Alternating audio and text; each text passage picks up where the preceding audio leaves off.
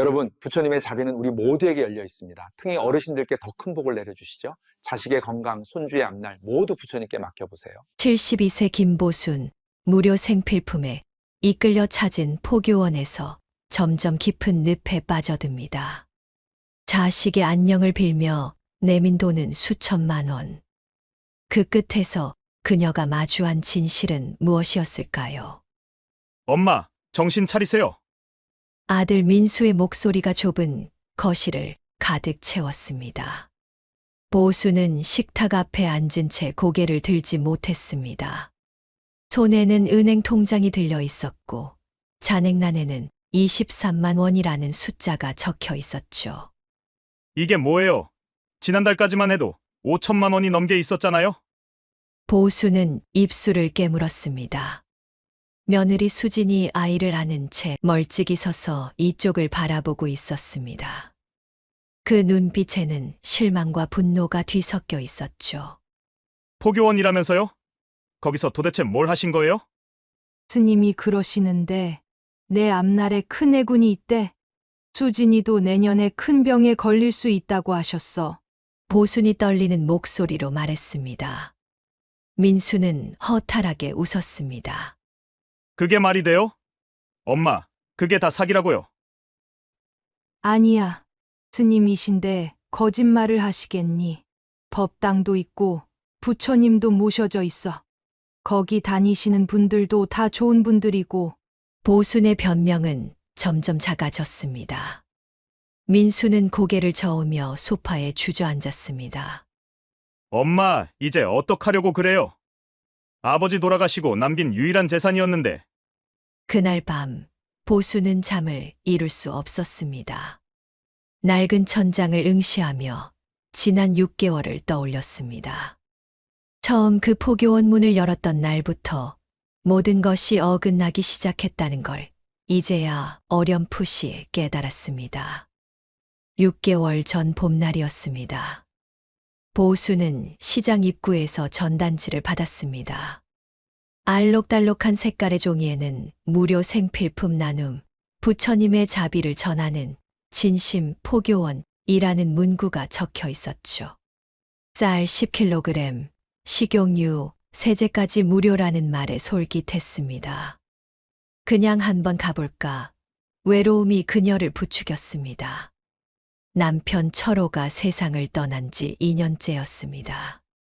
독거노인이 된 보순에게 하루하루는 길고 외로웠죠. 아들 민수는 출판사에 다니며 바쁜 나날을 보냈고 며느리 수지는 육아와 살림으로 정신이 없었습니다.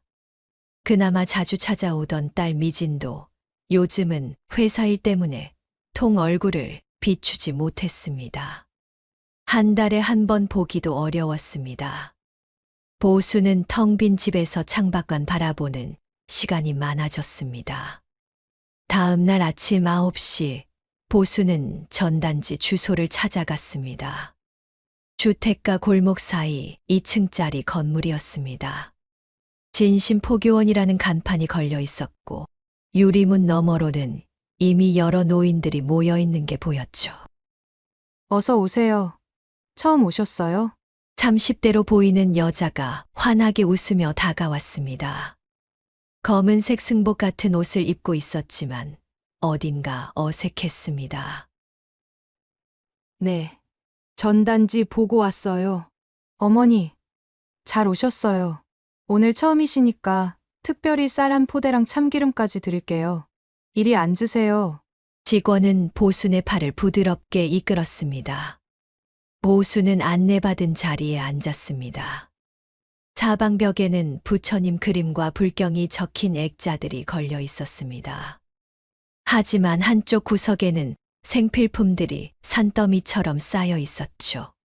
세제, 화장지, 식용유, 냄비 세트까지. 마치 작은 슈퍼마켓 같았습니다. 자, 이제 법문 시간입니다. 스님께서 나오십니다. 앞쪽 문이 열리며 60대로 보이는 남자가 나왔습니다. 오늘 처음 오신 보살님들 환영합니다. 부처님의 자비는 우리 모두에게 열려 있습니다. 특히 어르신들께 더 큰 복을 내려주시죠. 남자의 목소리는 부드럽고 귀에 쏙쏙 박혔습니다. 보수는 고개를 끄덕였습니다. 옆자리 할머니가 작은 목소리로 말했습니다. 저분이 해광 스님이세요. 여기 원장님이시고 참 좋은 분이세요. 법문이 끝나자 직원들이 움직이기 시작했습니다. 약속했던 쌀과 참기름, 그리고 세제 한 통까지 나눠줬죠. 보수는 기분이 좋았습니다. 공짜로 이렇게 많이 받다니. 어머니 다음 주에도 오실 거죠? 매주 오시면 더 좋은 물건 드려요. 젊은 여직원이 웃으며 말했습니다. 보수는 고개를 끄덕였습니다. 응, 와야지. 집으로 돌아오는 길, 보수는 가벼운 마음이었습니다. 오랜만에 사람들과 어울리기도 했고, 공짜 물건도 받았으니까요. 외로움도 조금 덜해진 것 같았습니다. 하지만 그날, 보수는 몰랐습니다. 자신이 방금 밟고 들어간 곳이 늪이라는 걸. 그리고 그 늪은 점점 깊어질 거라는 걸 말이죠. 다음 주, 보수는 다시 포교원을 찾았습니다. 이번에는 지난번보다 더 많은 노인들이 모여 있었습니다. 어머니, 오늘은 특별한 날이에요. 부처님께 공양 올리는 날이거든요.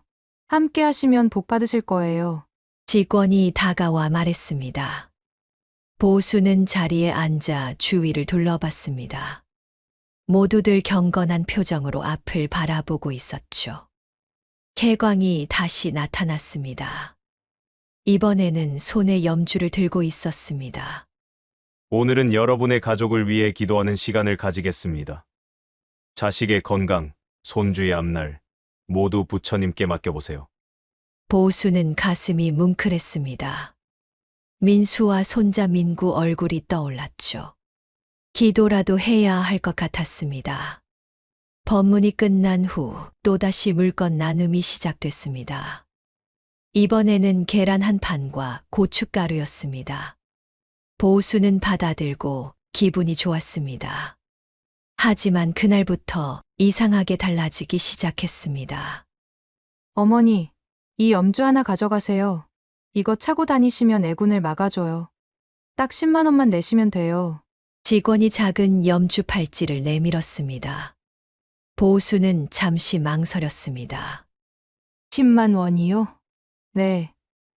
원래는 20만 원인데 어머니 처음이시니까 특별히 깎아드리는 거예요. 다른 분들한테는 비밀이에요. 보수는 결국 지갑을 꺼냈습니다. 10만 원이 아깝긴 했지만 그동안 공짜로 받은 것도 많았으니까요. 그렇게 첫 번째 돈이 나갔습니다. 집으로 돌아와 손목에 찬 염주를 바라봤습니다. 검은색 구슬이 반짝였습니다. 왠지 마음이 편안해지는 것 같았죠. 하지만 보수는 몰랐습니다. 이게 시작에 불과하다는 걸. 그리고 앞으로 더 큰 금액이 빠져나갈 거라는 걸 말이죠. 한 달이 흘렀습니다. 보수는 이제 포교원에 일주일에 3번씩 나갔습니다. 화요일, 목요일, 토요일.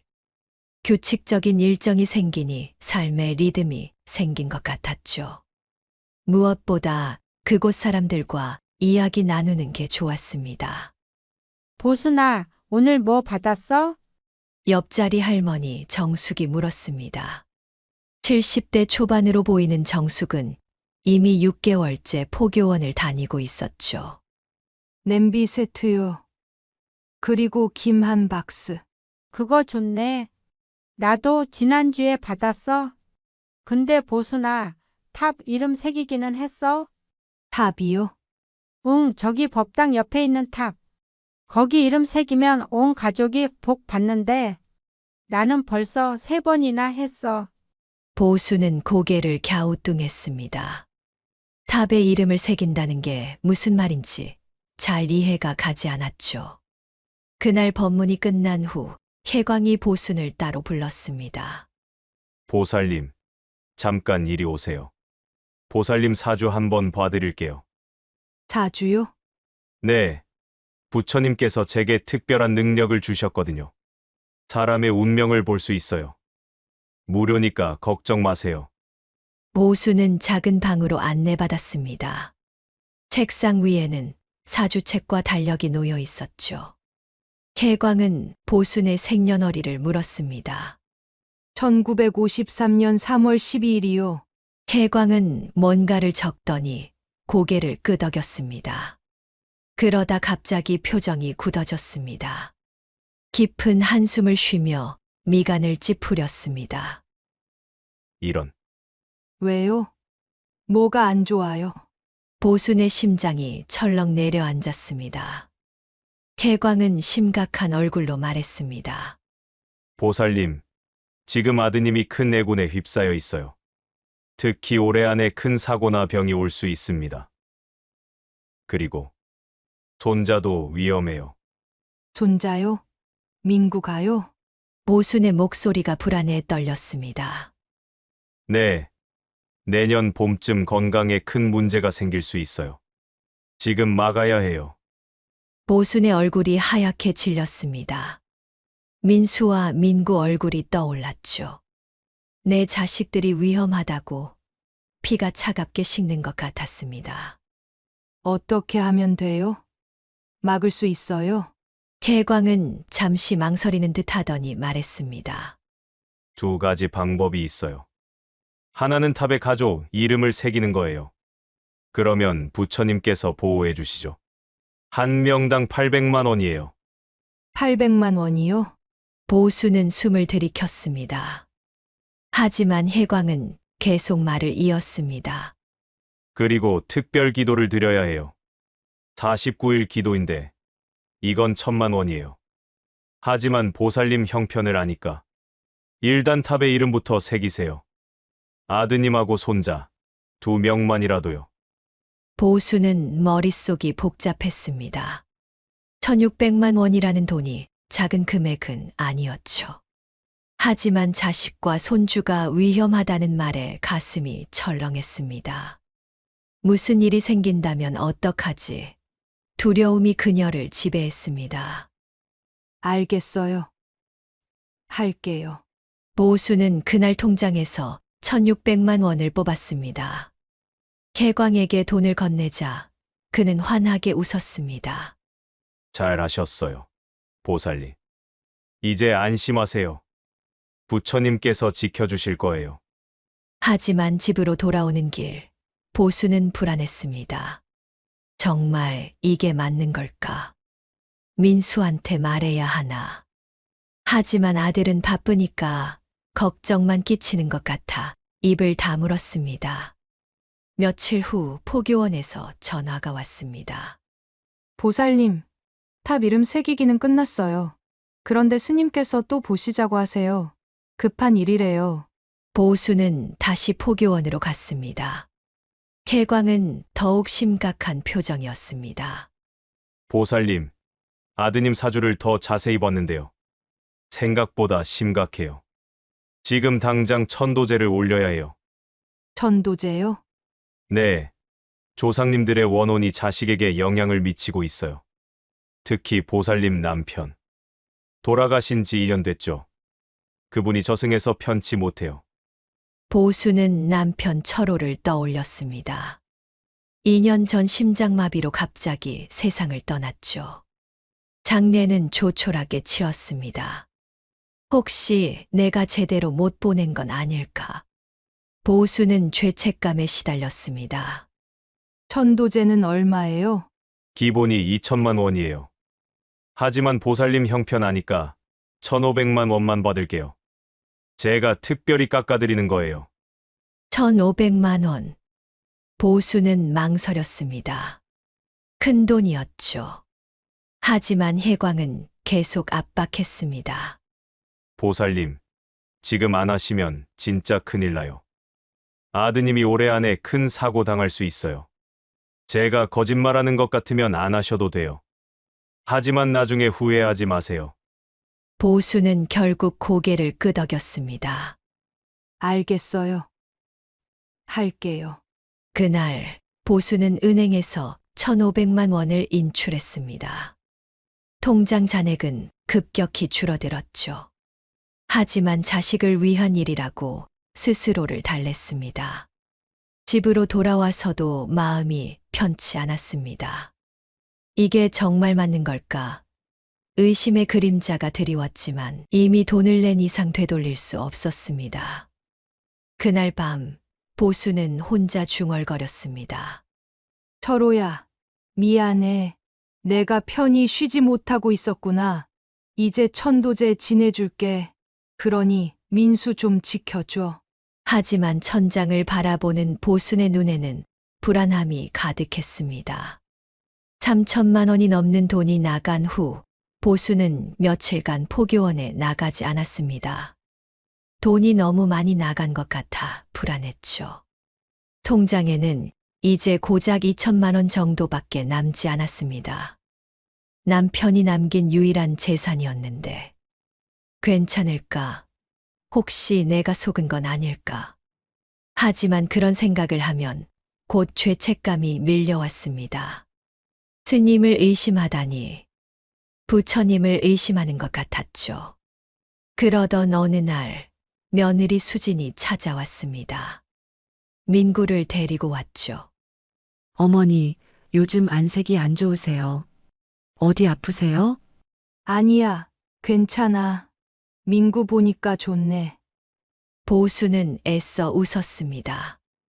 민구를 안아 올리며 얼굴을 살폈습니다. 건강해 보였죠. 혜광이 말한 병의 징조 같은 건 전혀 없었습니다. 수지는 냉장고를 열어 반찬을 넣으며 말했습니다. 어머니, 요즘 어디 자주 나가세요? 민구 아빠가 그러던데 통화도 잘 안 되신다고. 아, 그냥 경로당 좀 다녀. 보수는 얼버무렸습니다. 포교원 얘기는 하고 싶지 않았죠. 수진이 돌아간 후 보수는 다시 포교원 생각을 했습니다. 정숙이 전화를 해왔습니다. 보순아, 왜 안 나와? 다들 기다려. 몸이 좀 안 좋아서. 그럼 안 되지. 어서 나와. 오늘 특별한 물건 나눠준대. 보수는 결국 포교원으로 향했습니다. 가는 길에 계속 마음이 무거웠지만 정숙의 목소리에는 거절하기 어려운 뭔가가 있었습니다. 포교원에 도착하자 여전히 많은 노인들이 모여 있었습니다. 혜광이 법문을 시작했습니다. 여러분, 오늘은 특별한 날입니다. 부처님의 사리를 모신 팔찌를 나눠드릴 거예요. 이걸 차면 모든 병이 낫습니다. 사람들이 웅성거렸습니다.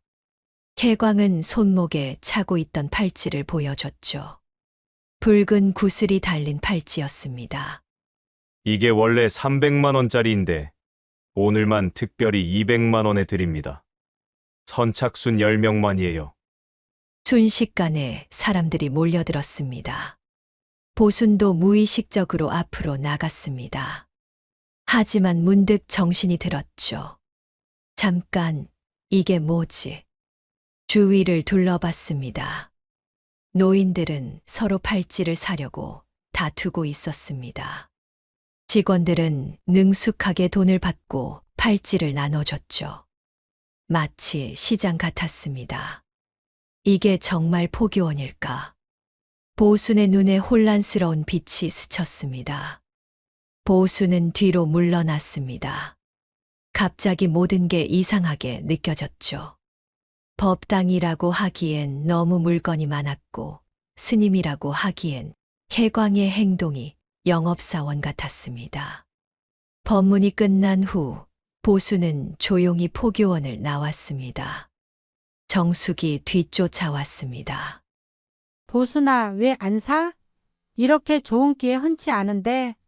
저는 됐어요. 먼저 갈게요. 보수는 서둘러 집으로 돌아왔습니다.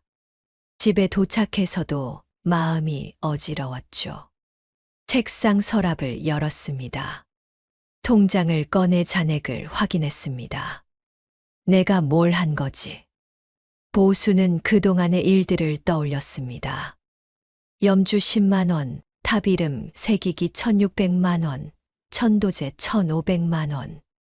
그 외에도 이것저것 사느라 100만 원 정도 더 썼습니다. 보수는 한숨을 쉬었습니다. 하지만 아직 확신이 서지 않았습니다. 혹시 정말로 민수와 민구를 지켜준 건 아닐까? 한편으론 부처님을 의심하는 것 같아 죄송스러웠죠. 그날 밤 민수에게서 전화가 왔습니다. 엄마, 오늘 회사에서 승진 발표 났어요. 승진했어요. 정말 축하한다. 아들, 보수는 기뻤습니다. 하지만 동시에 복잡한 마음이었죠. 혜광이 말한 애구는 어디 갔을까? 오히려 좋은 일이 생긴 건데. 그리고 민구도 건강했습니다. 혜광의 말은 틀렸습니다. 내가 속은 건가? 의심의 씨앗이 그녀의 마음속에서 점점 더 크게 자랐습니다. 일주일 후 포교원에서 다시 전화가 왔습니다. 보살님, 왜 안 나오세요? 혹시 화나신 거예요? 직원의 목소리는 친절했지만 어딘가 계산적으로 들렸습니다. 아니에요. 그냥 좀 바빠서. 그럼 다행이에요. 사실 스님께서 보살님 걱정하세요. 오늘 꼭 오시래요. 중요한 얘기가 있대요. 보수는 거절하려 했지만 결국 다시 포교원으로 갔습니다. 혜광이 기다리고 있었죠. 보살님, 요즘 안 보이시길래 걱정했어요. 혹시 제가 뭘 잘못했나요? 아니에요. 사실은요. 보살님 사주를 다시 봤는데요. 아직도 위험이 완전히 안 지나갔어요. 특히 아드님 건강이요. 보수는 고개를 저었습니다. 스님, 근데 말이에요. 아들이 회사에서 승진도 하고 잘 지내요. 손자도 건강하고요. 혜광은 잠시 당황하는 듯 했지만 곧 여유로운 표정을 지었습니다. 그게 다 제가 기도드린 덕분 아니겠어요? 지금 좋은 건 천도제 진행 효과예요. 하지만 완전히 안심하면 안 돼요. 아직 위험이 남아 있거든요. 보수는 말문이 막혔습니다. 무슨 말을 해도 혜광은 자신의 논리로 모든 것을 해석했습니다. 그래서요. 마지막으로 큰 기도를 한 번 더 드려야 해요. 100일 기도인데요. 이건 정말 특별한 거예요. 원래 5천만 원인데 보살님은 3천만 원만 받을게요. 3천만 원이요? 보순의 목소리가 떨렸습니다. 혜광은 진지하게 말했습니다. 네. 이번에 안 하시면 내년에 정말 큰일 나요. 제가 장담하는데 아드님이 큰 사고 당할 수 있어요.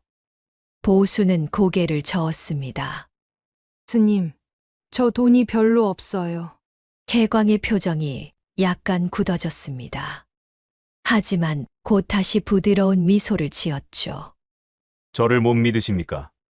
정말 도와드리고 싶어서 그래요. 제 경고 무시하시면 아드님이 정말 큰일이 납니다. 일단 2천만 원만 내세요. 그럼. 나머지는 나중에 천천히 내셔도 돼요. 보수는 혼란스러웠습니다. 한편으로는 의심이 들었지만 다른 한편으로는 혹시나 하는 두려움이 있었죠. 만약 정말로 민수에게 무슨 일이 생기면 어떡하나. 그 두려움이 이성의 끈을 놓게 했습니다. 알겠어요. 2천만 원 낼게요. 대신 기도 잘해주세요. 보수는 그날 다시 은행으로 갔습니다. 2천만 원을 뽑아 혜광에게 건넸죠. 집으로 돌아오는 길, 보수는 마음이 복잡했습니다.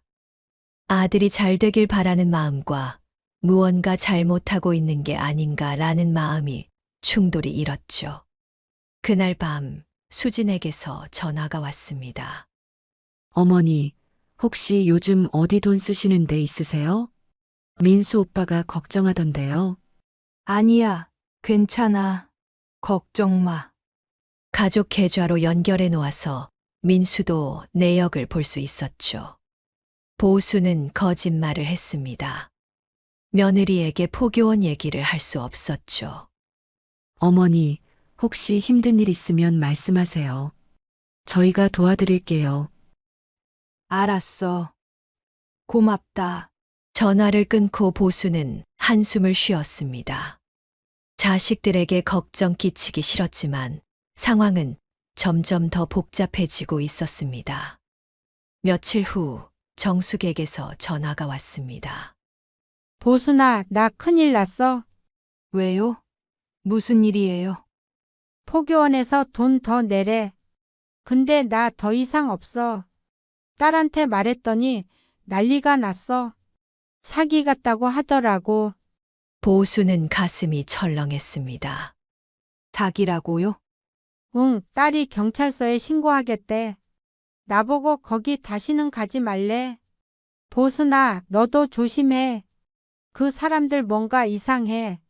정숙의 목소리는 떨리고 있었습니다. 보수는 전화를 끊고 멍하니 앉아 있었죠. 사기, 정말 사기인가? 그녀의 머릿속에 혼란이 휘몰아쳤습니다. 그날부터 보수는 포교원에 나가지 않았습니다. 보순이 포교원에 나가지 않자 전화가 빗발쳤습니다. 보살님, 왜 안 오세요? 100일 기도 시작해야죠. 직원의 목소리는 점점 다급해졌습니다. 하지만 보수는 전화를 끊고 받지 않았죠. 정숙의 말이 계속 머릿속을 맴돌았습니다. 며칠 후 민수가 찾아왔습니다. 표정이 심각했습니다. 엄마, 통장 좀 보여주세요. 왜 갑자기? 통장에서 큰 금액이 자주 빠져나가서 확인 좀 할게요. 보수는 입술을 깨물었습니다. 더 이상 숨길 수 없었죠. 아니야. 그게 뭐예요? 엄마, 대체 뭐 하신 거예요? 민수의 목소리가 높아졌습니다. 보수는 결국 모든 걸 털어놨습니다. 포교원 얘기, 혜광이 한 말들, 그리고 지금까지 쓴 5천만 원이 넘는 돈. 민수는 얼굴이 하얗게 질렸습니다. 엄마, 그거 사기예요. 완전히 속으신 거라고요. 아니야. 스님이시잖아. 법당도 있고. 그게 가짜예요. 엄마, 요즘 그런 사기가 얼마나 많은데요. 유사 포교원이라고 들어보셨어요? 보수는 고개를 저었습니다. 민수는 즉시 휴대폰을 꺼내 검색했습니다. 뉴스 기사들이 쏟아졌죠. 유사 포교원 사기 기승, 노인 타기, 가짜 스님의 사주풀이, 수천만 원 사기. 보수는 기사를 읽으며 손이 떨렸습니다. 자신이 당한 일과 똑같았습니다. 이게 사기였어? 그녀의 눈에서 뒤늦은 후회와 분노의 눈물이 왈칵 쏟아졌습니다. 민수는 심호흡을 하며 말했습니다. 엄마, 당장 경찰서 가야 해요. 신고해야죠. 하지만 보수는 주저했습니다. 그래도 그 사람들이 나쁜 사람들은 아닌 것 같아. 친절했고. 엄마, 그게 수법이에요. 친절하게 굴면서 신뢰를 쌓고 그 다음에 돈을 뜯어내는 거라고요. 민수의 목소리가 떨렸습니다. 보수는 그제야 현실을 받아들이기 시작했습니다. 내가 정말 속은 거구나. 이렇게 바보같이. 다음 날 민수와 함께 경찰서로 갔습니다. 담당 형사는 보순의 이야기를 듣더니 고개를 끄덕였습니다. 네, 전형적인 유사 포교원 사기입니다. 요즘 이런 케이스가 정말 많아요. 형사는 설명을 이었습니다. 이 사람들은 진짜 종교인이 아니에요. 포교원이라는 명칭을 쓰지만 실제로는 불법 영업이죠. 무료 물건으로 노인들을 끌어모은 다음 사주풀이나 기도 명목으로 돈을 받아내는 겁니다. 그럼 그 돈을 돌려받을 수 있나요? 민수가 물었습니다. 형사는 난처한 표정을 지었죠. 솔직히 말씀드리면 어렵습니다. 이 사람들은 현금으로 받고 영수증도 제대로 안 줘요. 증거가 부족한 경우가 많죠. 게다가 종교 활동이라는 명목을 대면 처벌이 쉽지 않아요. 보수는 허탈했습니다. 그럼 제 돈은 날아간 거예요? 일단 접수는 해드릴게요. 피해자가 많으면 수사가 시작될 수도 있고요. 하지만 기대는 안 하시는 게 형사의 말이 끝나기도 전에 보수는 고개를 떨구었습니다. 경찰서를 나와 집으로 돌아오는 길, 민수는 말이 없었습니다. 보순도 아무 말을 할 수 없었죠. 집에 도착해 보수는 소파에 앉았습니다. 5천만 원이 넘는 돈. 남편이 평생 모은 돈이 사라졌습니다. 철호야. 미안해. 내가 바보 같았어. 보수는 조용히 눈물을 흘렸습니다. 일주일 뒤 아들 민수가 딸 미진이와 함께 찾아왔습니다. 엄마, 아무리 속아도 그렇지. 어떻게 5천만 원이 넘는 돈을. 미진의 목소리에는 답답함이 섞여 있었습니다. 보수는 고개를 들지 못했죠. 미안하다. 내가 정신을 못 차렸어.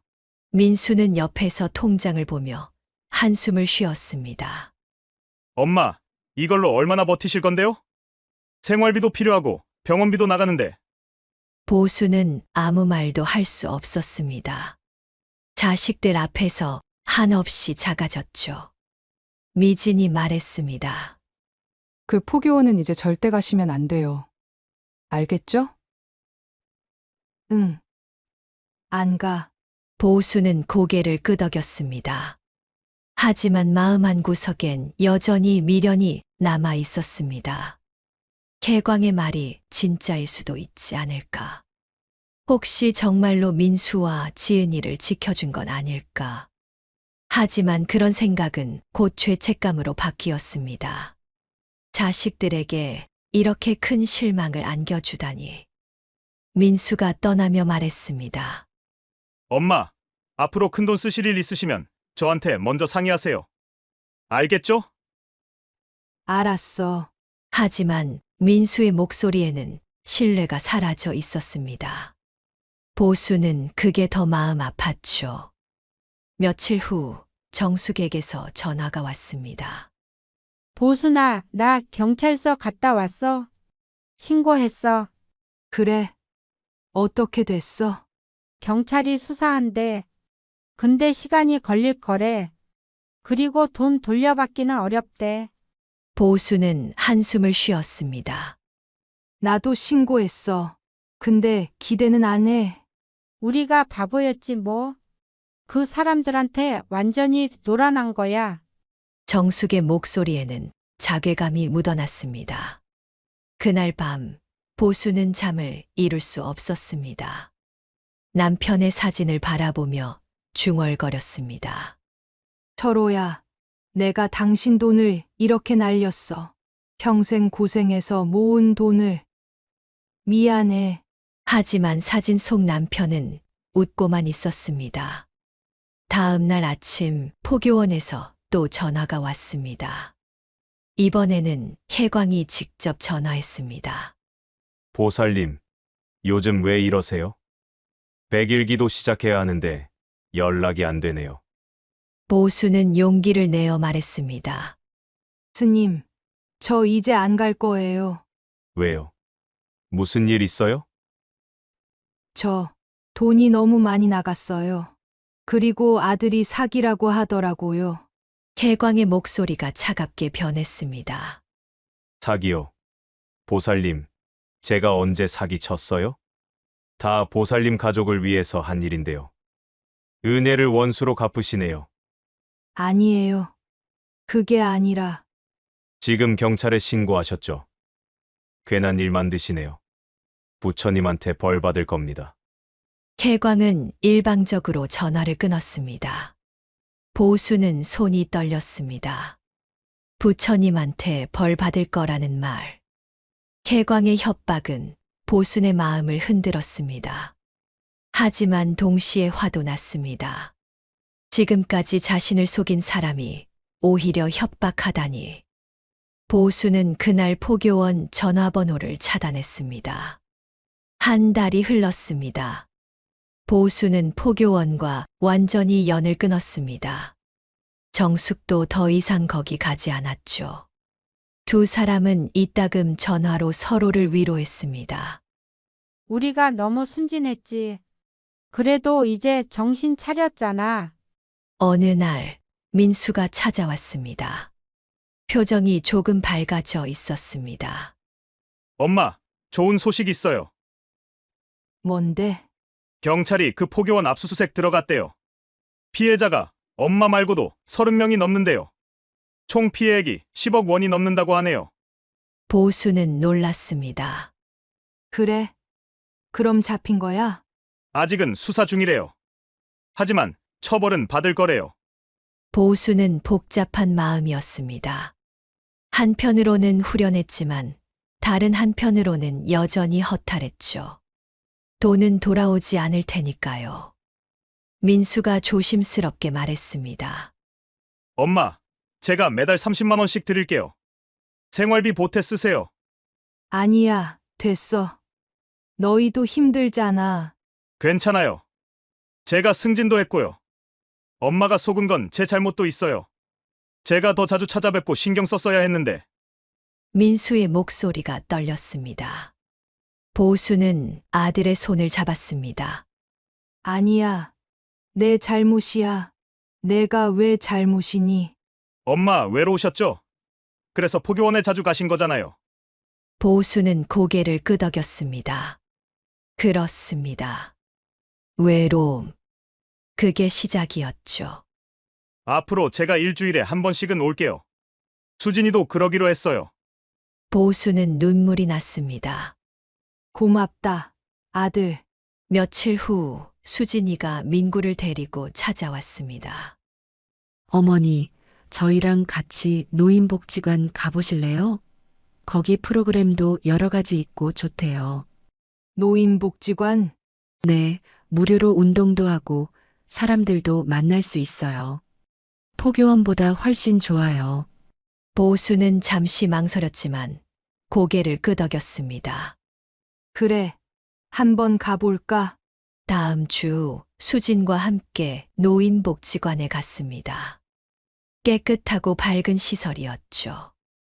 많은 노인들이 운동을 하거나 취미 활동을 하고 있었습니다. 여기는 정말 무료예요? 직원이 웃으며 대답했습니다. 네, 정부 지원으로 운영되는 곳이에요. 회원 가입만 하시면 많은 프로그램 무료로 이용하실 수 있어요. 보수는 신기했습니다. 진짜 무료였죠. 포교원처럼 나중에 돈을 요구하지 않았습니다. 그날부터 보수는 일주일에 3번씩 복지관에 나갔습니다. 요가도 배우고 노래 교실도 다녔죠. 새로운 친구들도 생겼습니다. 어느 날 복지관에서 만난 할머니가 말했습니다. 저도 예전에 유사 포교원 다녔어요. 3천만 원 날렸죠. 보수는 놀랐습니다. 정말요? 네, 그때는 정말 힘들었어요. 하지만 이제 괜찮아요. 여기 오면서 마음이 편해졌어요. 보수는 고개를 끄덕였습니다. 자신만 당한 게 아니었습니다. 그리고 다시 시작할 수 있다는 것도 알았죠. 집으로 돌아오는 길, 보수는 하늘을 올려다봤습니다. 철호야, 나 이제 다시 시작할게. 조금 건 억울하지만 그래도 살아야지. 6개월이 더 흘렀습니다. 보순의 통장 잔액은 여전히 많지 않았지만 마음은 한결 가벼워졌습니다. 민수가 매달 30만 원씩 생활비를 보태줬고 복지관에서 새로운 일상을 만들어갔죠. 어느 날 정숙에게서 전화가 왔습니다. 보순아, 뉴스 봤어? 그 포교원 사람들 재판 받는데. 정말? 응, 사기죄로 기소됐대. 해광이라던 그 사람, 진짜 이름은 김태수래. 스님도 아니고 그냥 사기꾼이었어. 보수는 한숨을 쉬었습니다. 그래도 우리 돈은 못 받겠지. 아마 그럴 거야. 이미 다 써버렸을 거야. 근데 그래도 처벌은 받으니까 그나마 다행이지. 보수는 전화를 끊고 창밖을 바라봤습니다. 5천만 원. 큰 돈이었죠. 하지만 이제는 덜 아팠습니다. 그 돈으로 배운 교훈이 있으니까요. 머릿속으로 그날들을 떠올렸습니다. 처음 포교원을 찾았던 날, 혜광의 말을 믿었던 순간들, 그리고 진실을 마주했던 순간. 내가 뭘 원했던 걸까? 보수는 스스로에게 물었습니다. 공짜 물건? 아니었습니다. 그건 미끼였을 뿐이죠. 외로움을 달래고 싶었던 거야. 그게 답이었습니다. 혼자 사는 게 너무 외로웠고 누군가와 이야기하고 싶었습니다. 포교원은 그 빈자리를 채워줬죠. 하지만 그 대가는 너무 컸습니다. 복지관 친구들과 차를 마시며 보수는 말했습니다. 나 같은 사람이 또 있을까봐 걱정돼요. 많아요. 어르신들이 외로우면 이런 데 쉽게 넘어가거든요. 우리가 조심해야 해. 공짜라는 말에 너무 쉽게 속지 말고. 보수는 고개를 끄덕였습니다. 그날 저녁 민수가 민구를 데리고 찾아왔습니다. 할머니, 나 오늘 유치원에서 상 받았어요. 민구가 웃으며 달려왔습니다. 보수는 손자를 안아 올렸습니다. 정말 우리 민구 대단하네. 민수가 옆에서 말했습니다. 엄마, 요즘 얼굴이 좋아지셨어요. 복지관 다니시는 게 잘 맞으시나 봐요. 응, 거기 좋더라. 친구들도 생기고. 보수는 웃었습니다. 진짜 웃음이었죠. 밤에 혼자 남았을 때 보수는 남편 사진을 바라보며 말했습니다. 철호야, 내가 바보짓 했지만 이제는 정신 차렸어. 그리고 민수랑 민구 잘 볼게. 사진 속 남편은 여전히 웃고 있었습니다. 보수는 창밖을 바라봤습니다. 어둠이 내려앉고 있었지만 내일은 또 밝아올 것입니다. 5천만 원을 잃었지만 대신 값진 교훈을 얻었죠. 세상에 공짜는 없다는 것. 외로움을 이용하는 사람들이 있다는 것. 그리고 다시 일어설 수 있다는 것. 보수는 조용히 눈을 감았습니다.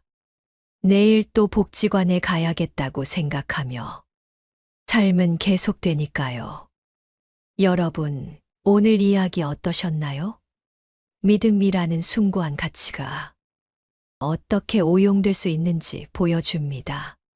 종교는 마음의 안식처가 되어야 하지만 때로는 인간의 가장 깊은 곳에 있는 갈망과 불안을 파고드는 상업적인 수단이 되기도 합니다.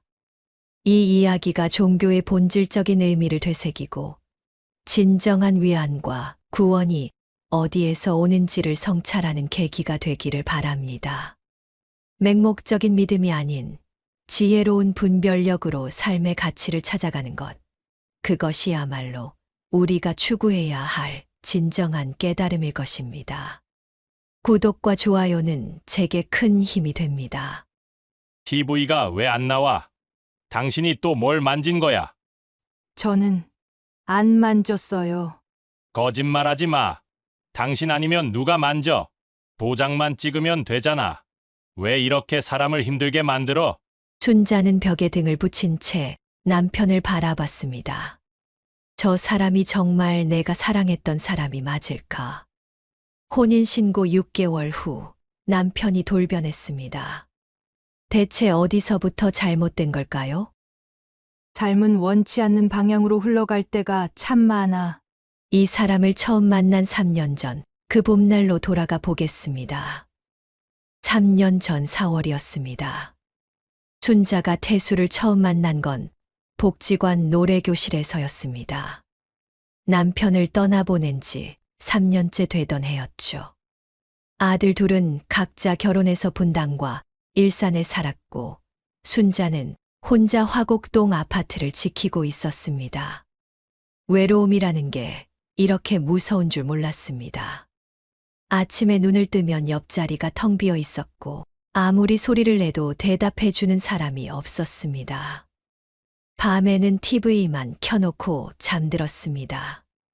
처음엔 자식들이 자주 찾아왔지만 시간이 지나면서 발걸음은 뜸해졌습니다. 한 달에 한 번, 2달에 한 번. 며느리의 표정에서 의무감이 느껴질 때면 차라리 오지 말라고 하고 싶을 정도였습니다. 그렇게 하루하루를 견디던 어느 날, 동네 복지관에서 노래교실이 있다는 문자를 받았습니다. 집 안에 정적이 순자를 짓누르는 듯 했습니다. 순자는 망설임을 뒤로하고 새로운 변화를 찾아 복지관에 등록했습니다. 첫 수업 날, 순자는 15분 일찍 도착했습니다. 강의실에는 이미 몇 명이 앉아 있었습니다. 모두 비슷한 또래였습니다. 60대 초중반쯤 되어 보이는 남녀들 서너 명이 모여 이야기를 나누고 있었습니다. 그때였습니다. 여기 자리 비었나요? 옆자리를 가리키며 한 남자가 물었습니다. 순자는 고개를 끄덕였습니다. 남자는 웃으며 앉았습니다. 저는 정태수라고 합니다. 처음 오셨어요? 네, 첫날입니다. 저는 김순자예요. 반갑습니다. 태수는 키가 175cm쯤 되어 보였고 머리는 반백이었지만 자세가 곧았습니다. 무엇보다 웃는 얼굴이 온화했습니다. 눈가에 잔잔한 주름이 있었는데 그게 묘하게 신뢰감을 줬습니다. 수업이 시작됐습니다. 선생님은 50대 초반쯤 되어 보이는 여자였습니다. 발성 연습부터 시작했습니다. 순자는 오랜만에 큰 소리로 노래를 부르며 마음이 조금 풀리는 걸 느꼈습니다. 수업이 끝나고 사람들이 하나둘 강의실을 나갔습니다. 순자도 가방을 챙기는데 태수가 말을 걸었습니다. 혹시 커피 한잔 하실래요?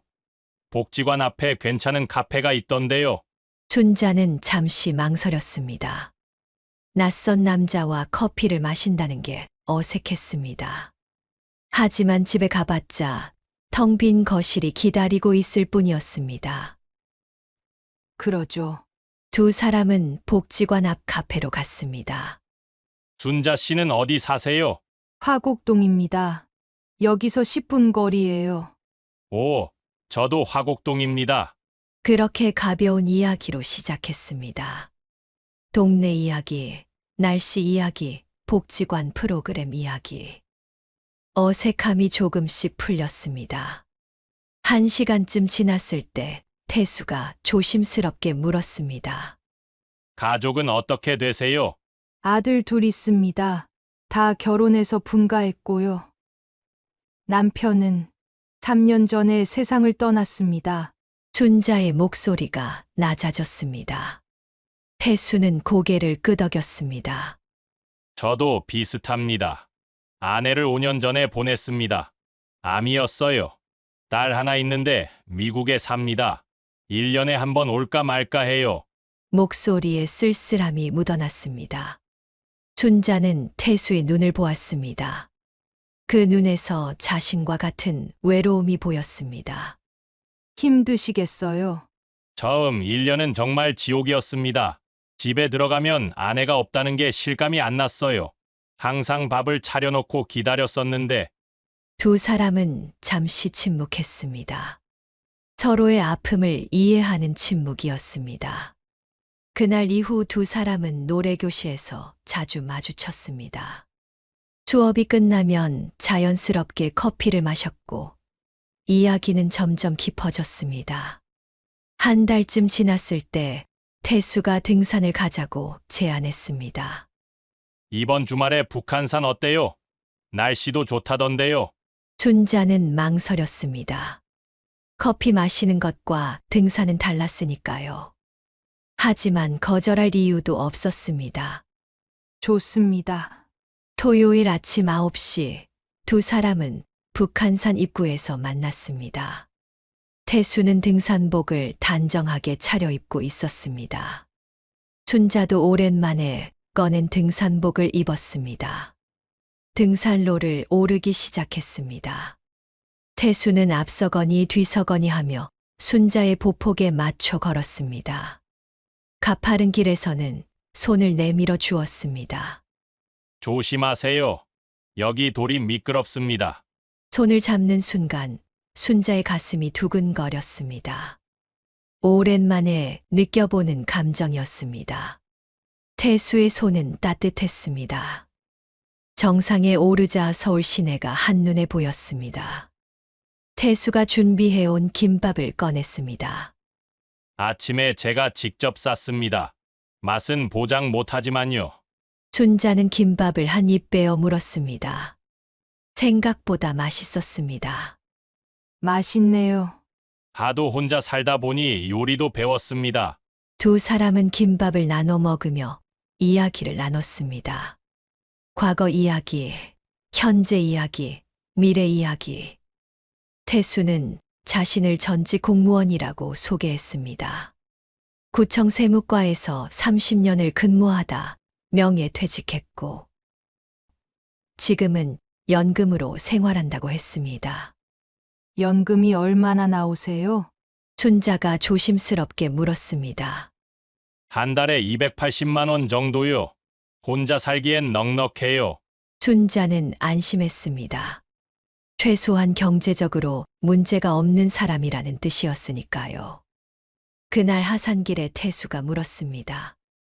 다음 주에도 등산 갈래요? 순자는 웃으며 고개를 끄덕였습니다. 그렇게 3개월이 지났습니다. 순자와 태수는 일주일에 2~3번씩 만났습니다. 노래교실, 등산, 영화 관람, 전시회. 함께 보내는 시간이 늘어날수록 순자는 태수에게 마음을 열어갔습니다. 태수는 완벽한 신사였습니다. 식사 후에는 항상 계산을 했고, 순자가 무거운 짐을 들면 대신 들어주었습니다. 버스에서는 자리를 양보하고, 비가 오면 우산을 씌워 주었습니다. 무엇보다 말을 잘 들어줬습니다. 순자가 하는 이야기에 고개를 끄덕이며 공감해 주었습니다. 전 남편 이야기를 할 때도 질투하지 않았습니다. 좋은 분이셨나 봐요. 순자 씨가 이렇게 오래 기억하시는 걸 보니까요. 태수의 말에 순자는 눈물이 날 뻔했습니다. 아들들도 아버지 이야기를 꺼내면 불편해했는데 태수는 달랐습니다. 6개월쯤 지났을 때 태수가 고백했습니다. 순자 씨, 저랑 계속 만나 주실래요? 진지하게요. 순자의 가슴이 두근거렸습니다. 60대에 다시 사랑을 한다는 게 쑥스러웠지만 동시에 가슴이 설렜습니다. 저도 좋아요. 순자가 작게 대답했습니다. 태수는 환하게 웃으며 순자의 손을 잡았습니다. 행복하게 해줄게요. 약속합니다. 그날 밤 순자는 집에 돌아와 거울을 보며 웃었습니다. 60대에 다시 연애를 하다니 가슴이 20대로 돌아간 것 같았습니다. 하지만 문제가 있었습니다. 아들들이었습니다. 일주일 후 순자는 큰아들 준호에게 전화했습니다. 준호야, 엄마가 할 얘기가 있어. 뭔데요? 엄마가 요즘 좋은 분 만나고 있어. 전화기 너머로 침묵이 흘렀습니다. 한참 후에 준호가 물었습니다. 무슨 소리예요? 남자요? 응, 복지관에서 만난 분인데 참 좋은 사람이야. 엄마, 나이가 몇인데 무슨 연애예요? 괜히 골치 아픈 일 만들지 마세요. 준호의 목소리가 차가웠습니다. 준호야, 엄마도 사람이야. 혼자 살기 외로워. 그래도 그렇지. 엄마, 그냥 친구로 지내시면 안 돼요? 왜 친구로만 지내야 돼? 엄마가 재혼하면 안 되는 거야? 혼인신고는 좀. 재산 문제도 복잡해지고 나중에 무슨 일 생기면 누가 책임져요? 순자는 할 말을 잃었습니다. 작은 아들 준석에게도 전화했지만 반응은 비슷했습니다. 아들들을 설득하기가 쉽지 않았습니다. 며칠 후 순자는 태수에게 아들들의 반응을 말했습니다. 태수는 고개를 끄덕였습니다. 당연한 반응입니다. 자식들이 어머니 걱정하는 거죠. 제가 직접 만나서 인사할까요? 정말요? 네. 당당하게 인사드리고 제 진심을 보여드리고 싶습니다. 순자는 고마웠습니다. 태수의 적극적인 모습이 더욱 믿음직스러웠습니다. 한 달 후 순자는 아들 둘을 불러 태수를 소개했습니다. 식당에 모여 저녁 식사를 함께 했죠. 처음 뵙겠습니다. 저는 정태수라고 합니다. 태수는 정중하게 인사했습니다. 준비해온 선물도 건넸습니다. 준호에게는 양주를, 준석에게는 건강식품을 건넸습니다. 준호와 준석은 냉담했습니다. 태수의 직업, 경제력, 가족관계를 꼬치꼬치 캐물었습니다. 공무원이셨다고요? 어느 부서였어요? 구청 세무과에서 30년 근무했습니다. 연금은 얼마나 나오시는데요? 한 달에 280 정도 나와요. 혼자 살기엔 넉넉합니다. 집은 있으세요? 원룸에서 지내고 있어요. 전세고요. 전세요. 본인 집은 없으신 거네요. 태수는 당황하지 않고 대답했습니다. 네. 딸이 미국에 있어서 큰 집이 필요 없었습니다. 지금 사는 곳으로 충분합니다. 식사 내내 아들들의 태도는 차갑기만 했습니다. 식사를 마치고 태수가 먼저 자리에서 일어났습니다. 오늘 식사 감사했습니다. 어머님을 진심으로 아끼고 있습니다. 걱정 끼쳐드리지 않을게요. 태수가 나간 후 준호가 순자에게 말했습니다. 엄마, 저 사람 별로예요. 집도 없고 딸이랑도 연락 안 하고 뭔가 숨기는 게 있는 것 같아요. 그런 게 아니야. 착한 사람이야. 착하면 뭐예요? 엄마가 재혼하시면 재산 문제 복잡해진다니까요. 준석도 거들었습니다. 엄마, 진짜 재혼하실 거면 조건을 확실히 하세요. 집은 절대 명예 바꾸시면 안 됩니다. 그 집은 아버지가 남긴 거예요. 알았어. 걱정하지 마. 순자는 아들들을 안심시켰지만 마음은 무거웠습니다. 집으로 돌아가는 길, 순자는 태수에게 전화했습니다. 태수 씨, 오늘 고생 많으셨어요. 괜찮습니다. 아드님들이 어머님을 걱정하시는 게 당연하죠. 미안해요. 애들이 좀 차갑게 대했죠. 아닙니다. 저도 딸이 있으니까 이해합니다. 시간이 지나면 괜찮아질 겁니다. 태수의 목소리는 여전히 따뜻했습니다. 순자는 조금 안심했습니다. 그 후로도 두 사람은 계속 만났습니다. 아들들의 반대에도 불구하고 순자는 태수와의 관계를 이어갔습니다. 1년이 지났습니다. 태수는 여전히 순자에게 헌신적이었습니다. 순자가 감기에 걸렸을 때는 죽을 끓여왔고 병원 갈 때는 동행해 주었습니다. 순자의 생일에는 케이크와 꽃다발을 준비했습니다. 순자는 점점 태수 없는 삶을 상상할 수 없게 됐습니다. 그가 곁에 있으면 세상이 따뜻했습니다. 2년째 태수가 프러포즈를 했습니다. 두 사람은 명동 거리를 걷고 있었습니다. 화려한 네온사인들이 거리를 밝히고 있었죠. 순자 씨, 저와 결혼해 주시겠습니까? 순자의 눈에 눈물이 고였습니다. 62세에 받는 프러포즈. 믿기지 않았습니다. 네. 좋아요. 태수는 반지를 순자의 손가락에 끼워 주었습니다. 행복하게 해줄게요. 태수가 순자를 껴안았습니다. 순자는 그의 품에 안겨 눈물을 흘렸습니다. 행복한 눈물이었습니다. 결혼 준비는 조용히 진행됐습니다. 순자는 다시 아들들을 설득했습니다. 이번에는 조건을 제시했습니다. 재산은 절대 건드리지 않을게.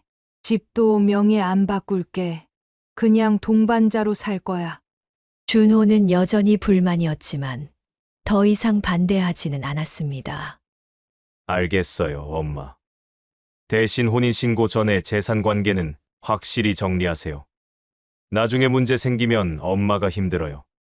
준석도 같은 의견이었습니다. 엄마, 혼전 계약서 같은 거 쓰시는 게 좋을 것 같아요.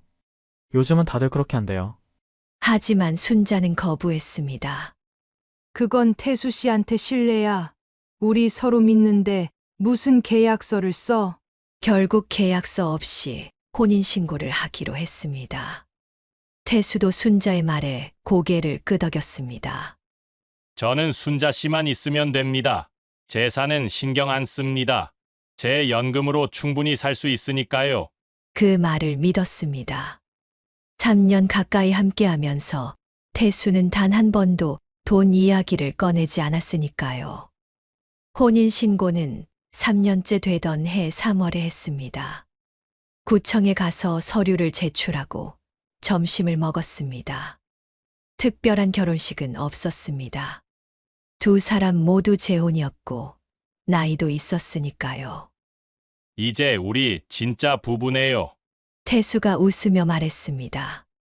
순자도 웃었습니다. 앞으로 남은 인생을 함께할 동반자가 생겼다는 게 든든했습니다. 태수는 자신의 원룸을 정리하고 순자의 화곡동 아파트로 들어왔습니다. 32평 아파트는 두 사람이 살기에 충분했습니다. 방 하나를 태수의 서재로 만들었습니다. 태수는 책을 좋아했고 틈틈이 글도 썼습니다. 처음 한 달은 정말 달콤했습니다.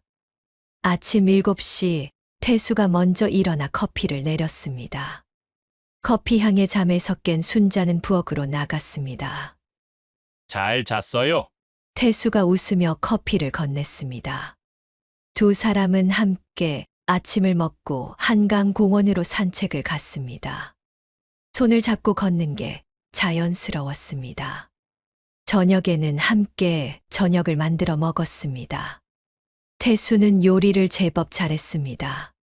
된장찌개, 김치찌개, 불고기까지. 순자가 설거지를 하려고 하면 태수가 말렸습니다. 제가 할게요. 당신은 쉬세요. 그런 태수가 고마웠습니다. 전 남편도 좋은 사람이었지만 집안일은 거들지 않았으니까요. 한 달이 지나고 두 달이 지났습니다. 그런데 조금씩, 아주 조금씩 이상한 일들이 생기기 시작했습니다. 혼인신고 2개월째 태수의 말투부터 바뀌었습니다. 이제 반말을 하기 시작했죠. 여보, 우리 집 등기부등본 좀 볼 수 있을까? 혹시 대출이 있는지 확인하려고. 순자는 고개를 가우뚱했습니다. 대출은 없어요. 왜요? 그냥 궁금해서. 부부인데 이런 것도 공유해야 하지 않아? 미묘한 불편함이 스쳤지만 순자는 대수롭지 않게 여겼습니다. 부부니까 궁금할 수도 있겠지 하고 생각했습니다. 며칠 후 태수는 또 다른 질문을 했습니다.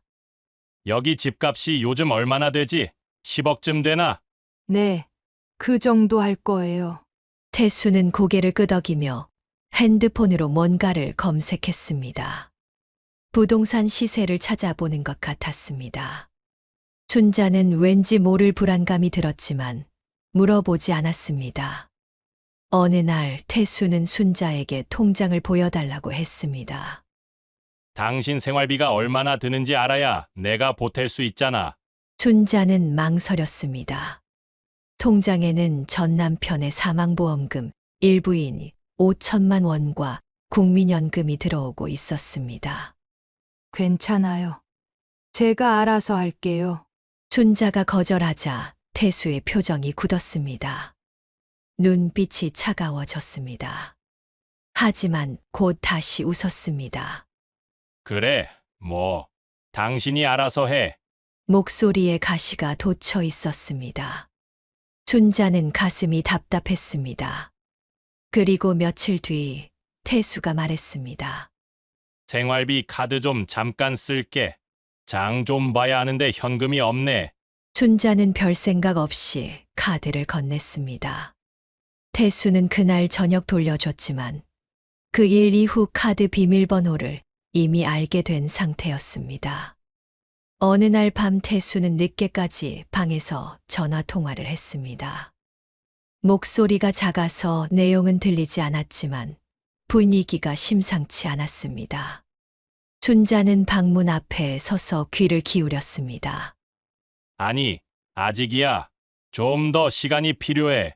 그래, 알았어. 조금만 기다려. 이번엔 확실해. 10억이야. 누구와 통화하는 걸까요?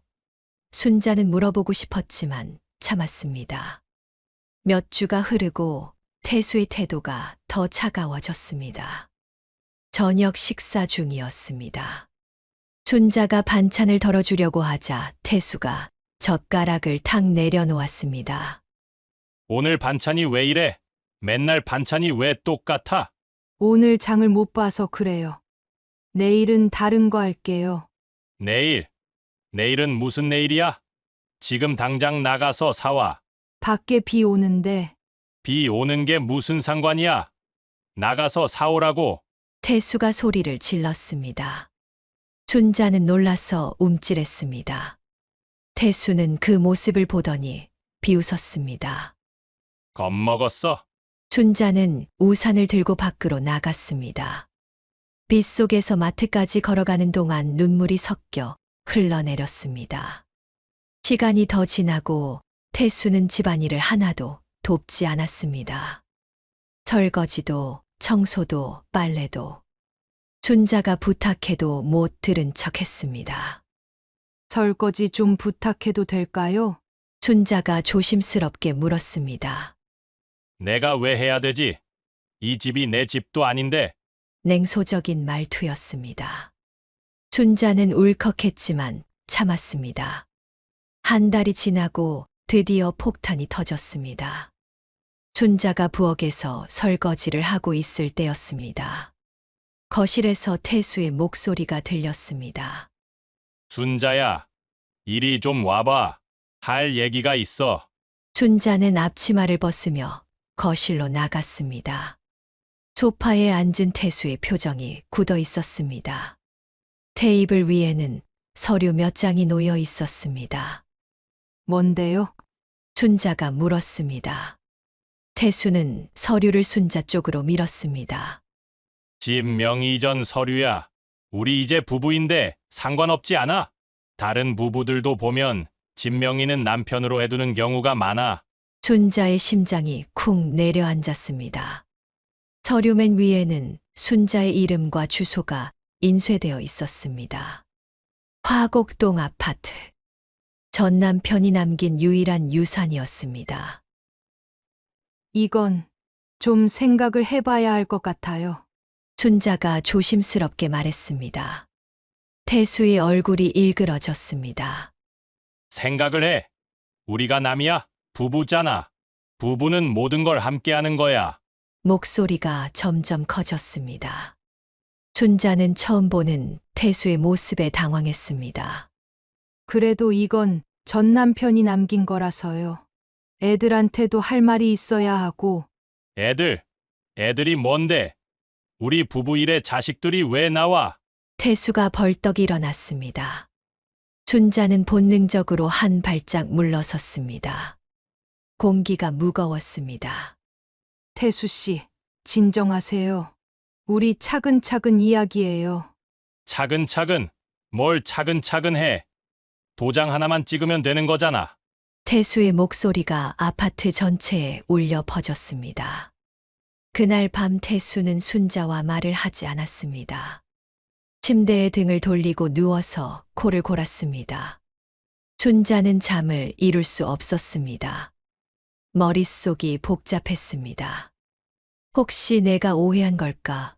부부니까 명의는 상관없는 건가? 하지만 아들들과의 약속도 있었고, 무엇보다 이 집은 전 남편의 유산이었습니다. 다음 날 아침 태수는 아무 일도 없었다는 듯 아침을 먹었습니다. 하지만 대화는 없었습니다. 순자가 말을 걸어도 건성으로 대답할 뿐이었습니다. 며칠이 지났습니다. 태수는 점점 더 냉랭해졌습니다. 함께 산책도 하지 않았고 저녁 식사 후엔 곧바로 방으로 들어갔습니다. 일주일째 되던 날 순자가 참다 못해 물었습니다. 왜 이래요? 내가 뭘 잘못했어요? 당신이 뭘 잘못했는지 모르겠어. 부부인데 집 하나 명예 못 바꿔준다는 게 말이 돼. 그건 전 남편이 남긴 거라서요. 아들들한테도 약속했고, 아들들, 당신 자식들이 나를 뭘로 보는 거야? 나를 도둑으로 보는 거야? 그런 게 아니잖아요. 그냥 시간을 두고, 시간이 얼마나 필요한데? 우리 혼인신고한 지가 벌써 6개월이야. 태수는 소파를 쾅 치고 일어났습니다. 순자는 움찔했습니다. 태수의 눈빛이 낯설었습니다. 그날 밤부터 태수는 본격적으로 압박을 시작했습니다.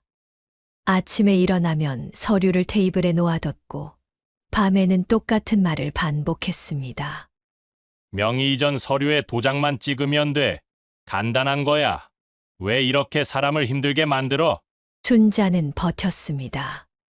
하지만 매일 반복되는 압박이 견디기 힘들었습니다. 2주째 태수는 생활비를 한 푼도 내지 않았습니다. 예전엔 한 달에 50만 원씩 식탁에 올려놨는데 이제는 아무것도 없었습니다. 생활비 좀 주실래요? 순자가 조심스럽게 물었습니다. 태수는 코웃음을 쳤습니다. 내가 왜 줘야 되지? 이 집이 내 집도 아닌데. 명의 이전하면 줄게. 순자는 할 말을 잃었습니다. 3주째 태수는 외출이 잦아졌습니다. 어디 가냐고 물어도 대답하지 않았습니다. 밤 10시가 넘어서 들어오는 날도 있었습니다. 술 냄새를 풍기며 들어와서는 곧바로 방으로 들어갔습니다. 한 달째 상황은 더욱 악화됐습니다. 한 달 반이 지났을 때 폭력이 시작됐습니다. TV가 왜 안 나와? 당신이 또 뭘 만진 거야? 태수가 소리를 질렀습니다. 그러더니 갑자기 테이블 위에 TV, 리모컨을 집어들었습니다. 그리고 순자를 향해 던졌습니다. 쾅! 리모컨이 순자의 이마를 스쳤습니다. 아, 손이 본능적으로 이마로 올라갔습니다. 저는 안 만졌어요. 순자의 목소리가 떨렸습니다. 거짓말하지 마. 당신 아니면 누가 만져? 순자는 몸을 웅크렸습니다. 이마에서 흘러내린 피가 눈썹을 타고 눈가로 번졌습니다. 치아가 붉게 물들었습니다. 명의 이전 서류에 도장만 찍으면 이런 일 없어. 왜 이렇게 사람을 힘들게 만들어? 순자는 대답하지 못했습니다. 손으로 이마를 누른 채 화장실로 비틀거리며 들어갔습니다. 거울 속 자신의 얼굴이 낯설었습니다. 순자는 휴지로 상처를 누르고 화장실 바닥에 주저앉아 울었습니다. 소리 내지 않으려고 입을 막았지만 눈물이 멈추지 않았습니다. 그날 밤 순자는 큰아들 준호에게 전화하려다 말았습니다. 준호에게 뭐라고 말해야 할까요? 재혼한 남편한테 맞았다고. 그럼 아들이 뭐라고 할까요? 순자는 전화기를 내려놓고 한숨을 쉬었습니다. 다음 날 아침 태수는 아무 일도 없었다는 듯 아침을 먹었습니다. 순자의 이마에 붙인 밴드를 보고도 아무 말 하지 않았습니다. 그 이후로 폭력은 점점 더 심해졌습니다. 닷새 후 순자가 명의 이전을 거부하자 태수가 순자의 팔을 잡아당겼습니다. 도장 찍어. 아파요. 순자가 비명을 질렀습니다. 팔에 멍이 들었습니다. 태수는 손을 놓으며 비웃었습니다. 이 정도로 아파? 약골이네. 일주일 후 태수는 순자를 벽으로 밀쳤습니다. 언제까지 버틸 건데? 어차피 내 거 될 건데. 순자는 그날 밤 몰래 사진을 찍었습니다. 팔에 멍, 이마에 상처. 증거를 남겨야 한다고 생각했습니다. 열흘 후 더 심각한 일이 벌어졌습니다. 춘자가 통장에서 돈을 인출하려고 하자 잔액이 이상했습니다. 5천만 원이 있어야 하는데 4,200만 원밖에 없었습니다. 800만 원이 사라졌습니다. 춘자는 은행에 문의했습니다. 직원이 거래 내역을 확인해 주었습니다. 지난주 수요일에 800만 원이 인출됐네요. ATM기에서요. 저는 안 뽑았는데요. 춘자는 집으로 돌아와 태수를 추궁했습니다. 혹시 내 통장에서 돈 뽑았어요? 태수는 태연하게 대답했습니다. 급한 일이 있어서 곧 갚을 거야. 왜 허락도 안 받고? 부부인데 뭐가 허락이 필요해? 어차피 공동 재산 아니야. 아니죠. 그건 내 돈이에요. 그래? 그럼 집도 당신 거고. 그럼 나는 뭐야? 세입자야. 태수의 목소리가 높아졌습니다. 춘자는 더 이상 참을 수 없었습니다. 더 이상 혼자 버틸 수 없다는 걸 깨달았습니다. 다음 날 아침 태수가 외출했습니다. 춘자는 그 틈을 타서 태수의 방을 뒤지기로 했습니다. 죄책감이 들었지만 진실을 알아야 했습니다. 서재로 들어가 책상 서랍을 열었습니다. 서류들이 가득했습니다. 통장 사본, 계약서, 그리고 낯선 여자의 사진. 춘자의 손이 떨렸습니다. 사진 속 여자는 60대쯤 되어 보였습니다. 단정한 옷차림에 환하게 웃고 있었습니다. 뒷면에는 글씨가 적혀 있었습니다. 2019년 10월 김영희 목동 아파트 5억 8천. 춘자는 사진을 내려놓고 서류를 더 뒤졌습니다. 사진 속 낯선 여인들 이름과 금액만 다를 뿐 사진 3장 모두 같은 패턴이었습니다. 춘자는 바닥에 주저앉았습니다. 태수는 연수의 결혼 사기꾼이었습니다. 최소한 3명의 여자에게 같은 짓을 했습니다. 손이 떨렸습니다. 사진 속 여자들은 모두 행복하게 웃고 있었습니다. 자신처럼 태수를 사랑했겠죠. 그리고 자신처럼 배신당했을 겁니다. 춘자는 서류들을 핸드폰으로 찍었습니다. 하나하나 빠짐없이 찍었습니다. 증거가 필요했으니까요. 서랍을 다시 뒤지자 통장 사본이 나왔습니다. 태수의 통장이었습니다. 입금 내역을 보니 놀라운 금액들이 찍혀 있었습니다. 2017년 5월 5억 2천만 원 입금, 2019년 10월 5억 8천만 원 입금, 2020년 4월 7억 원 입금. 모두 집을 판 돈이었습니다. 그런데 출금 내역도 있었습니다. 며칠 후 큰 금액이 빠져나갔습니다. 출금처를 보니 강월랜드였죠. 도박이었습니다. 태수는 사기로 빼앗은 돈으로 도박빚을 갚은 것이었습니다. 춘자는 더 뒤지다가 낡은 일기장을 발견했습니다. 펼쳐보니 태수의 글씨였습니다.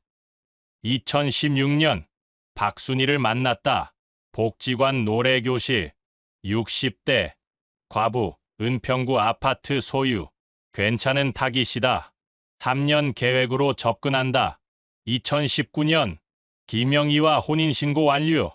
이제 6개월만 기다리면 된다. 이번에야말로 대박이다. 빚을 다 갚을 수 있다. 2020년 최미경을 만났다. 조건이 좋다. 춘자는 일기장을 읽으며 구역질이 났습니다. 모든 게 계획이었습니다. 3년간의 연애도, 다정한 태도도, 프러포즈도 모두 연기였습니다. 2024년 김순자와 혼인신고 화곡동 아파트 10억. 이번이 마지막이다. 빚만 갚으면 은퇴한다.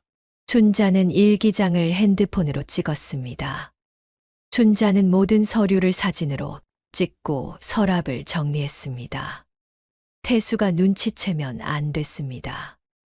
그날 저녁 순자는 태수가 들어오기 전에 복지관으로 갔습니다. 노래교실 선생님을 찾아갔습니다. 선생님, 혹시 김영희 씨라고 아세요? 선생님은 고개를 갸우뚱했습니다. 김영희 씨요? 아, 그분. 예전에 여기 다니셨죠? 정태수 씨랑 같이요. 순자의 심장이 쿵 내려앉았습니다. 언제요? 한 5년 전쯤요. 두 분이 사이좋게 다니시더니 어느 날 갑자기 안 나오셨어요. 김영희 씨만요. 정태수 씨는 그 후에도 계속 나오셨죠. 박순희 씨는요?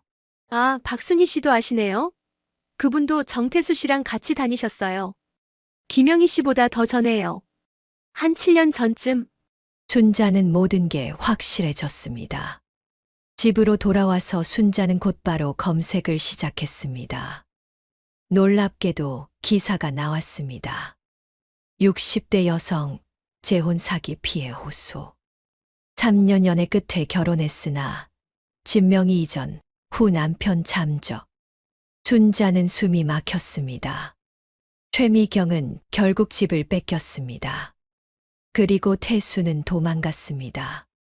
더 검색하자 비슷한 기사들이 쏟아졌습니다. 김영희, 박순희도 비슷한 피해를 입었습니다.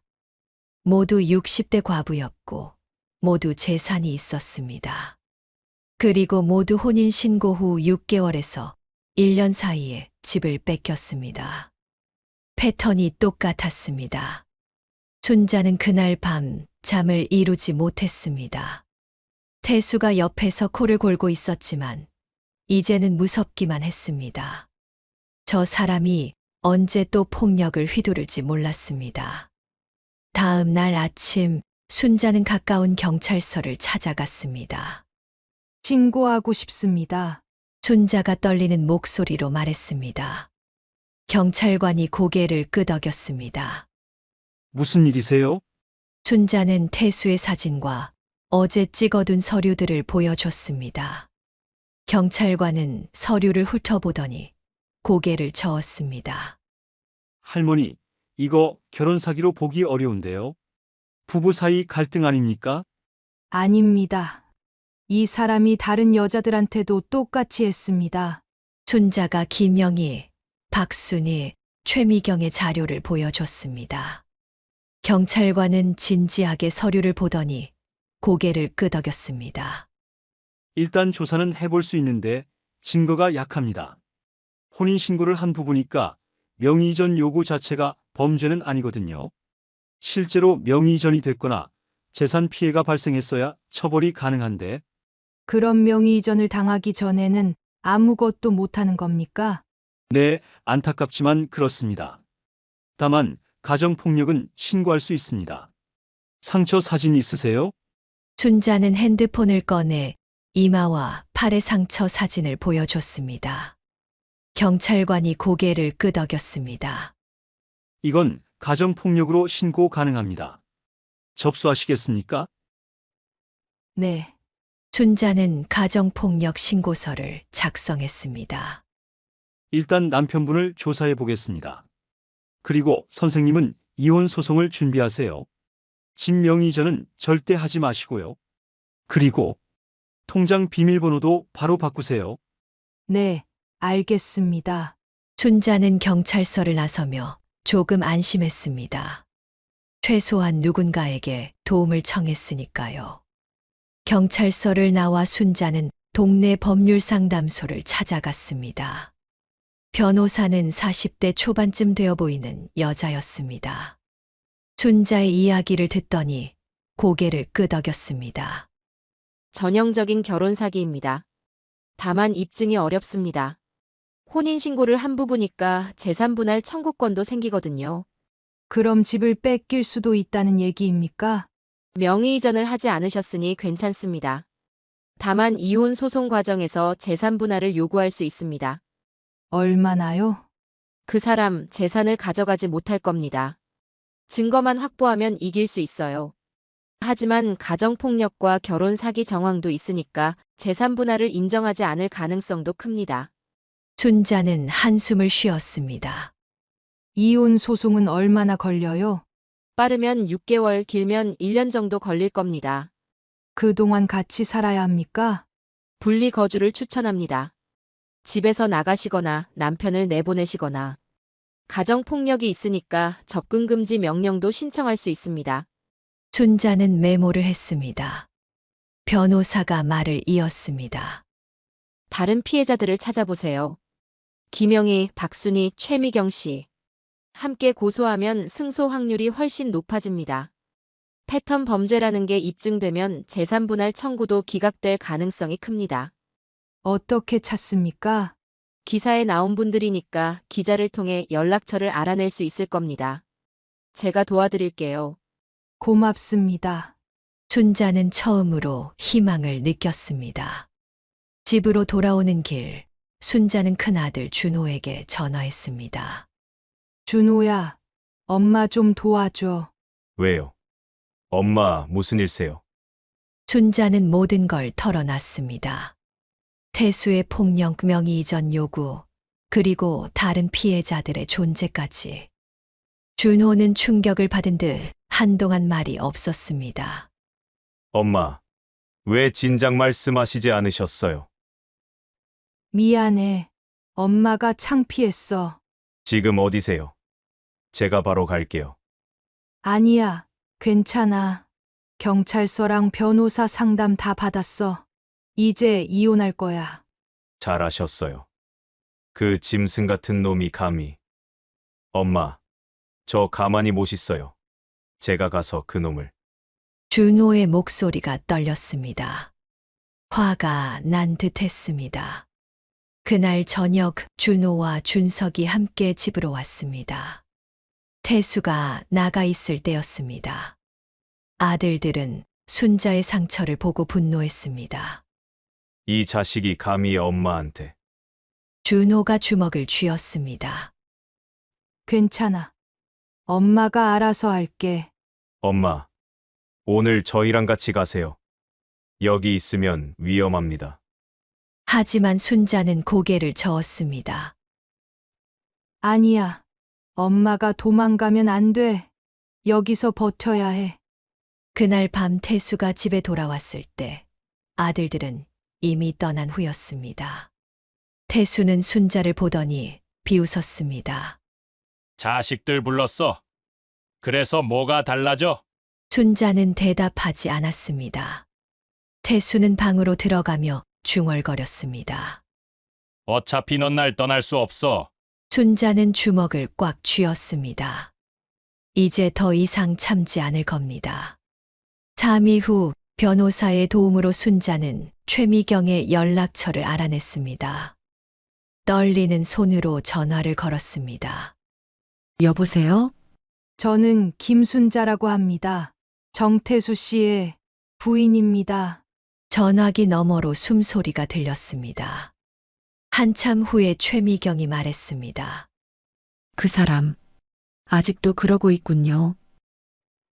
네. 저도 당하고 있습니다. 만나서 이야기 좀 나눌 수 있을까요? 다음 날 순자와 최미경은 카페에서 만났습니다. 두 사람은 각자의 이야기를 나눴습니다. 놀랍게도 패턴이 똑같았습니다. 복지관에서의 만남, 다정한 태도, 혼인신고, 후의 돌변, 명의 이전 요구. 저는 명의 이전을 해줬습니다. 최미경이 눈물을 흘렸습니다. 그 사람이 너무 좋았거든요. 의심하지 못했습니다. 명의 이전하고 일주일 후에 그 사람이 집을 팔았습니다. 그리고 사라졌죠. 경찰은 뭘 합니까? 찾을 수 없대요. 그 사람 주민등록도 옮겨놨고 핸드폰도 바꿨대요. 흔적도 없대요. 순자는 소름이 돋았습니다. 자신도 위험했습니다. 저는 명의 이전을 아직 안 해줬습니다. 그래서 매일 폭력에 시달리고 있습니다. 최미경이 순자의 손을 잡았습니다. 절대 명의 이전 해주지 마세요. 저처럼 되면 안 됩니다. 두 사람은 함께 김영희와 박순희도 찾아냈습니다. 모두 비슷한 사연을 가지고 있었습니다. 일주일 후, 4명은 한 카페에서 모였습니다. 각자의 피해 상황에 대해 서로 공유했습니다. 4명은 서로를 보며 눈물을 흘렸습니다. 그리고 결심했습니다. 함께 싸우기로. 우리 함께 고소합시다. 순자가 말했습니다. 3사람은 고개를 끄덕였습니다. 다음 날, 4명은 함께 경찰서를 찾아갔습니다. 이번엔 증거가 충분했습니다. 4명의 일치하는 증언, 서류, 사진. 경찰은 태수를 불러들였습니다. 태수는 처음엔 부인했습니다. 하지만 피해자의 증언과 일기장, 서류들이 제출되자 할 말을 잃었습니다. 특히 태수의 일기장이 결정적이었습니다. 모든 범행이 계획적이었다는 증거였습니다. 태수는 결국 재판을 받게 되었습니다. 법정에서 검사가 물었습니다. 피고인은 왜 이런 범행을 저질렀습니까? 태수는 고개를 숙인 채 대답했습니다. 도박빚 때문이었습니다. 처음엔 조금만 해보려고 했는데 자꾸 잃으니까 더 큰 돈이 필요했습니다. 피해자들에게 할 말이 있습니까? 죄송합니다. 태수가 작게 말했습니다. 재판은 8개월 걸렸습니다. 태수는 끝까지 재산 분할을 요구했지만 법원은 순자의 손을 들어줬습니다. 피고인의 혼인은 처음부터 사기 목적이었으므로 재산분할 청구권을 인정할 수 없음. 오히려 피고인은 원고에게 위자료 3천만 원을 지급할 것. 또한 피고인은 사기죄로 징역 4년에 처함. 판결문을 받아든 순자는 눈물을 흘렸습니다. 긴 싸움이 끝났습니다. 태수는 항소했지만 기각됐습니다. 증거가 너무 명백했습니다. 법정 밖에서 4명의 여자는 서로를 껴안았습니다. 고생 많으셨습니다. 우리가 해냈습니다. 이제 끝났습니다. 4명은 울고 웃었습니다. 그날 저녁 순자는 집으로 돌아왔습니다. 화곡동 아파트. 전 남편이 남긴 집. 이제 다시 순자 혼자 사는 집이 됐습니다. 처음 며칠은 허전했습니다. 비록 마지막 몇 개월은 지옥이었지만 그 전 추억은 행복했었습니다. 아니, 행복하다고 착각했었습니다. 하지만 곧 일상을 되찾았습니다. 순자는 김영희, 박순희, 최미경과 자주 만났습니다. 비슷한 경험을 한 사람들끼리 서로를 위로했습니다. 한 달 후, 4사람은 함께 피해자 모임을 만들었습니다. 황혼 재혼 피해자 연대. 비슷한 피해를 당한 분들을 돕기 위해서였습니다. 복지관과 지역신문에 홍보했고 하나둘 연락이 오기 시작했습니다. 순자는 자신의 경험을 나누며 다른 사람들을 도왔습니다. 법률 상담을 연결해주고 증거 수집을 도와주고 경찰서에 동행해 주었습니다. 어느 날 저녁 순자는 아파트 베란다에서 석양을 바라봤습니다. 노을이 아름다웠습니다. 그때 핸드폰이 울렸습니다. 준호였습니다. 엄마, 이번 주말에 손주들 데리고 갈게요. 그래. 엄마가 맛있는 거 해줄게. 전화를 끊고 순자는 미소 지었습니다. 순자는 복지관 노래교실에 다시 나가기 시작했습니다. 이번엔 조심스러웠습니다. 누군가 다가와도 경계심을 늦추지 않았죠. 하지만 완전히 마음을 닫지는 않았습니다.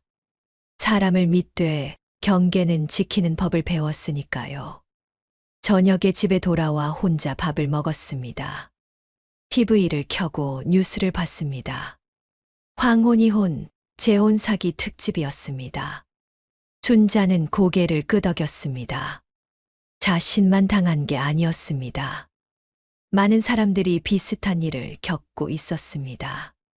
안방으로 들어온 순자는 침대에 누워 천장을 바라봤습니다.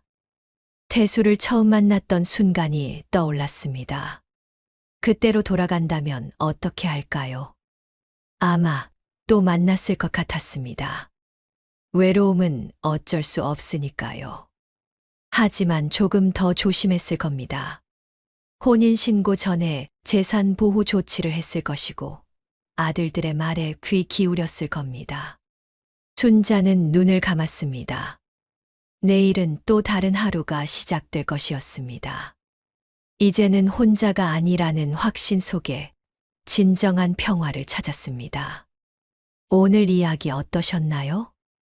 황혼기의 외로움은 누구나 느낄 수 있는 인간 본연의 감정입니다. 이 이야기는 외로움이 얼마나 사람을 취약하게 만들고 때로는 잘못된 판단으로 이끌 수 있는지를 생생하게 보여줍니다. 하지만 순자 씨는 무너지지 않았습니다. 사랑이라는 이름으로 찾아온 지독한 배신과 폭력 속에서도 그녀는 진실을 외면하지 않았고 결국 스스로의 삶과 존엄을 지켜냈습니다. 외로움이라는 감정은 우리 모두가 이해하고 보듬어야 할 마음이지만 그 감정을 이용하려는 어둠의 그림자 또한 분명 존재한다는 것을 기억해야 합니다. 황혼기의 사랑도 아름답습니다. 하지만 때로는 냉정한 이성으로 관계를 살피고 현명한 경계를 설정하는 지혜가 필요합니다. 그것이 진짜 성숙한 사랑입니다. 여러분의 경험이나 조언이 있다면 댓글로 나눠주세요. 우리 모두의 지혜가 모여 더 나은 노후를 만들 수 있습니다. 구독, 좋아요는 제게 큰 힘이 됩니다.